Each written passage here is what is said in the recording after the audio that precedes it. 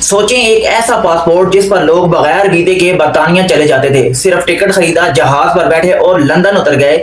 یقین نہیں آتا نا، لیکن یہ کوئی خیالی کہانی نہیں، یہ 1980 کی دہائی کا پاکستان تھا، اور آج اسی پاسپورٹ کو دنیا میں سب سے کمزور پاسپورٹس میں شمار کیا جاتا ہے۔ آخر ہم نے اپنے ملک کے ساتھ ایسا کیا کیا کہ عزت اتنی نیچے آ گئی؟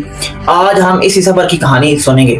بات کچھ یوں ہے کہ اگر آپ 80 کی دہائی میں چلے جائیں تو صورتحال بالکل مختلف تھی۔ پاکستانی پاسپورٹ اتنا معتبر سمجھا جاتا تھا کہ برطانیہ جیسے ملک میں بغیر ویزے کے داخلہ مل جاتا تھا۔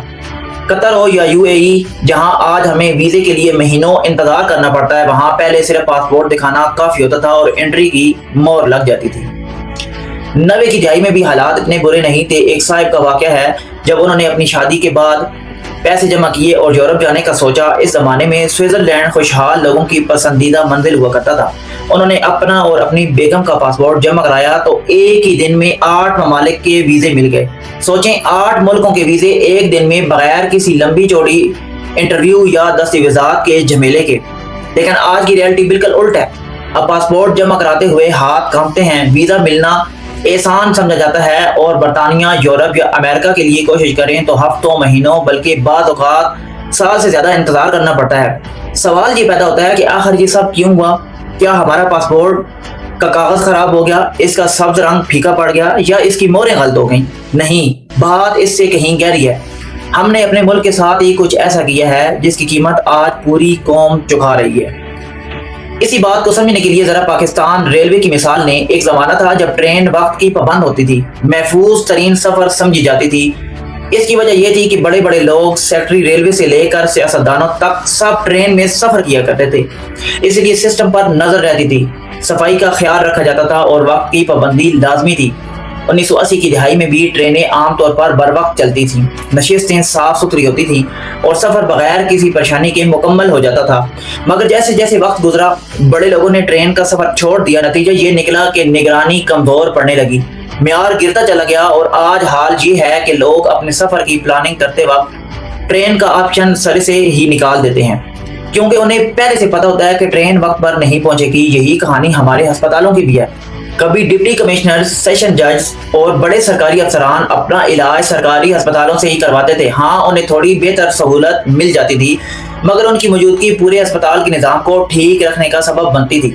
لیکن جب انہی بااثر لوگوں نے علاج کے لیے بیرون ملک جانا شروع کیا تو سرکاری ہسپتال آہستہ آہستہ زوال کا شکار ہوتے چلے گئے۔ آج ایک بڑا طبقہ سرکاری ہسپتال جانے کا سوچتا تک نہیں، جبکہ عام آدمی کے پاس کوئی اور آپشن ہی نہیں بچتا۔ سرکاری اسکولوں کا معاملہ بھی مختلف نہیں۔ کبھی افسروں، ججوں اور عام لوگوں کے بچے ایک ہی کلاس میں ساتھ بیٹھ کر پڑھتے تھے۔ اس ملے جلے ماحول کی وجہ سے تعلیمی معیار بھی بہتر رہتا تھا اور نگرانی بھی۔ لیکن جیسے ہی مراعات یافتہ طبقے نے پرائیویٹ اسکولوں کا رخ کیا، سرکاری تعلیمی نظام سے وہ توجہ ہٹ گئی جو اسے زندہ رکھے ہوئے تھی۔ یہ سارا پیٹرن دراصل ایک ہی کہانی سناتا ہے۔ جب طاقتور اور بااثر لوگ کسی سسٹم کا حصہ بنے رہتے ہیں، وہ سسٹم زندہ اور فعال رہتا ہے، اور جب وہی لوگ اس سسٹم کو چھوڑ کر نجی یا بیرونی متبادل تلاش کر لیتے ہیں تو وہ سسٹم بتدریج تباہی کی طرف چلا جاتا ہے۔ ریلوے ہو، ہسپتال ہو، سکول ہو یا ہمارا پاسپورٹ، سب اسی ایک سچائی کا آئینہ ہے۔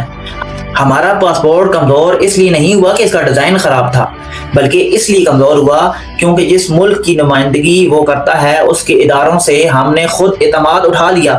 جس دن ہم نے اپنے سسٹمز پر بھروسہ کرنا چھوڑا، اسی دن دنیا نے بھی ہم پر بھروسہ کرنا کم کر دیا۔ تو اگر ہم واقعی چاہتے ہیں کہ ہمارا پاسپورٹ دوبارہ عزت پائے، ہماری ٹرینیں وقت پر چلیں، ہمارے ہسپتال اور سکول بہتر ہوں، تو اس کا آغاز کسی اور جگہ سے نہیں ہوگا بلکہ خود اپنے سسٹم پر بھروسہ کرنے سے ہوگا۔ یہ کہانی صرف حکومتوں کی نہیں، یہ ہم سب کی اجتماعی ذمہ داری کی کہانی ہے۔ اگر آپ کو یہ ویڈیو معنی خیز لگی ہو تو اسے لائک کریں، اپنے دوستوں کے ساتھ شیئر کریں اور کمنٹس میں بتائیں کہ آپ کے خیال میں ہم اپنے سسٹمز کو دوبارہ کیسے بہتر بنا سکتے ہیں۔ اگر آپ ایسی مزید معلوماتی ویڈیوز دیکھنا چاہتے ہیں تو چینل کو سبسکرائب کریں۔ ملتے ہیں اگلی ویڈیو میں۔ اللہ حافظ۔